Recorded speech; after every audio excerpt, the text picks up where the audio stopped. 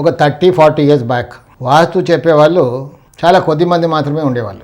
వాళ్ళు చాలా కష్టపడి మళ్ళీ వాస్తు శాస్త్రాన్ని వెలుగులోకి తీసుకొచ్చారు. తర్వాత కూడా అప్పుడంటే ఒక 2-3 ఉండేవాళ్ళు. తర్వాత కూడా వేల పైన లెక్క పెట్టచ్చు. చాలా కొద్ది మంది మాత్రమే ఉన్నారు. అప్పుడు ఒక 10 మంది అనుకోవచ్చు. అందులో నేను కూడా అని నేను అనుకుంటున్నాను. సో ఇప్పుడు సోషల్ మీడియా వచ్చింది. ఒక 8-10 ఇయర్స్గా ఎంతోమంది వాస్తవాలు పుట్టుకొచ్చేశారు. సో మంచిదే, ఈ పాపులేషన్కి ఇంకా ఎంతోమంది రావాలి. సో ఇక్కడ అనుభవం ముఖ్యం.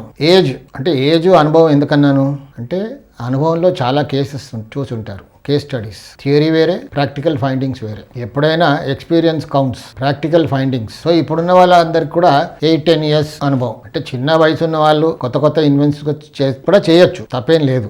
మేము కూడా కొన్ని ఇన్వెన్షన్ చేసాం, ఇంప్లిమెంట్ చేస్తున్నాం, మంచి రిజల్ట్స్ కూడా వస్తున్నాయి. సో ఇప్పుడు వచ్చిన యంగ్స్టర్స్ కూడా కొన్ని కొత్త ఇన్వెన్షన్స్ అంటే తప్పేం లేదు, సంతోషపడతాం. Welcome that. మొన్న ఒకటి వీడియో ఫార్వర్డ్ చేశారు నా క్లయింట్, ఒక 4-5 వీడియోస్ అనుకుంటాను.